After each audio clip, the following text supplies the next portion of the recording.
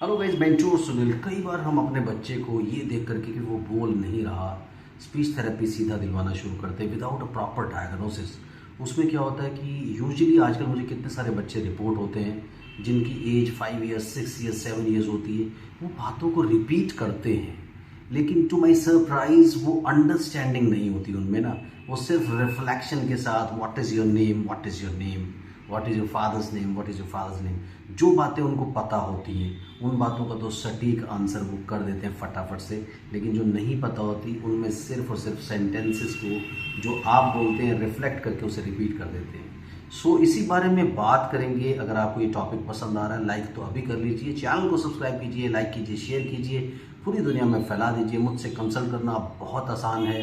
Consultation fees सिर्फ 199 rupees कर दी गई है इंडिया के लिए और 1099 इंटरनेशनली। 8168790299 पे डायल कर सकते हैं। +9 मत ज़रूर लगाएं अगर आप इंडिया के बाहर से कॉल कर रहे हैं। इंडियन कंसल्टेशन आपको मैंने बता दिया, इंटरनेशनल कंसल्टेशन बता दिया। अब ज़्यादा प्रॉब्लम्स नहीं है। तो बात कर रहे हैं कि बच्चा रिपीट कर देता है। प्रॉब्लम क्या होती है कि जब आप डायग्नोसिस की तरफ जाते हो, आजकल एक बहुत स्ट्रॉन्ग फैशन बना है कि हर बच्चा mild autism, moderate autism, severe autism diagnose होता है। हालांकि कुछ लोग वर्चुअल ऑटिज्म को क्लेम करते हैं। जैसे मैंने बोला, मैं भी खुद भी एक फिलोसोफर हूँ, so I don't believe in this philosophy sometimes, क्योंकि मेरे अपनी चीज़ें हैं, मेरी अपनी रिसर्च है जिसको मैं जल्दी ही लोगों के सामने भी लेकर के आऊँगा। अभी तो खैर मैं आपसे बात कर रहा हूँ और जो भी मेरी डॉक्ट्राइन है उसके बेसिस पे आपको ठीक करने का, आपको हेल्प करने का, ठीक करने का नहीं हेल्प करने का मैं पूरा कोशिश कर रहा हूँ कि किस तरीके से आपकी हेल्प की जाए।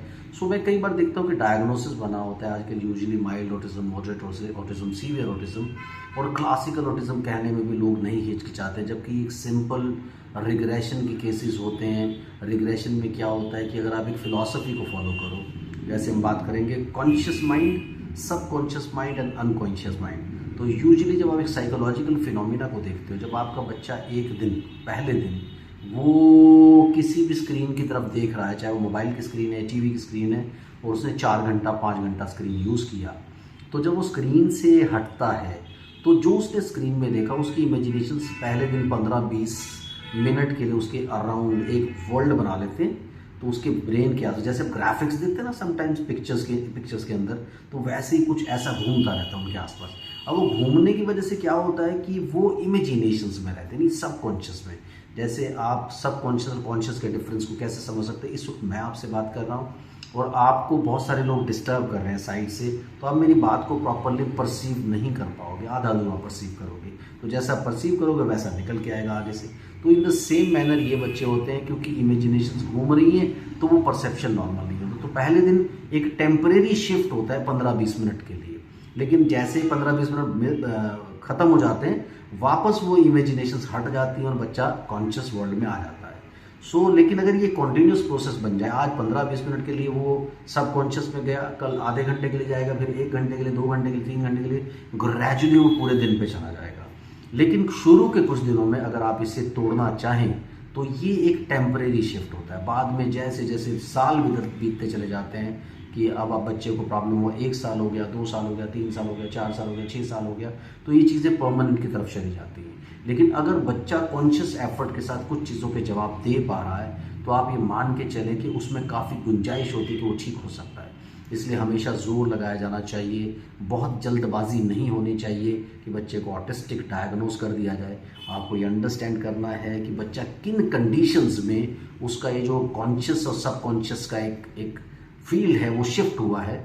तो जो शिफ्ट है, अगर वो अभी आपको लग रहा है कि काफ़ी सारी चीज़ों के लिए वो रिस्पॉन्ड कर रहा है, जैसे नीड बेस्ड कम्युनिकेशन वो कर रहा है कि उसको कोई चीज़ ज़रूरत है तो आपको खींच करके ले जाता है, रोता है, चीखता है, चिल्लाता है, तो आप ये समझ लीजिए इतना काफ़ी है ये अंडरस्टैंड करने के लिए कि आपका बच्चा अपनी ज़रूरत के काम कर रहा है।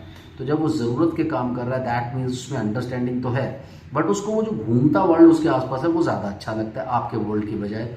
तो वो उसी इमेजिनेशंस में रहना चाहता है। लेकिन जब उसे भूख लगती है तब तो वो आपकी तरफ आ रहा है ना, या उसे कोई पसंद है, जैसे उसे कोई चॉकलेट पसंद है या उसे कोई गैजेट पसंद है, उसे छीनने के लिए वो आपकी तरफ आ रहा है।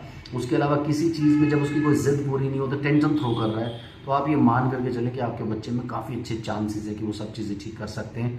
लेकिन दूसरी बात ये होती है कि अगर आप प्रॉपरली सिलेक्ट ना करें कि आपको करना क्या है, सबसे पहले सेंसरी इंटीग्रेशन थेरेपी होना चाहिए ताकि आपके बच्चे की सेंसरी प्रोसेसिंग नॉर्मल हो सके।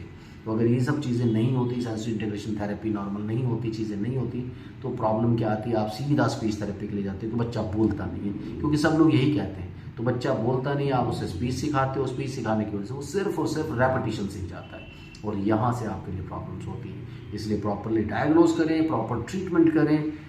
अगर बच्चा ज़्यादा बड़ा नहीं है, यानी बच्चा अगर 10, 12, 13, 14, 15 साल का हो गया, फिर थोड़ा सा मुश्किल होती है चीज़ें, लेकिन अगर बच्चा 6 साल, 7 साल, 8 साल तक भी है तो चीज़ें ईजी हो सकती हैं, बट आपकी डिटर्मिनेशन बहुत इंपॉर्टेंट है। मैंने देखा कि पेरेंट्स से अच्छा थेरेपिस्ट कोई नहीं है। जब तक आप लोग थेरेपी में equally hand in hand involve नहीं होंगे, तब तक चीज़ें ठीक नहीं होंगी।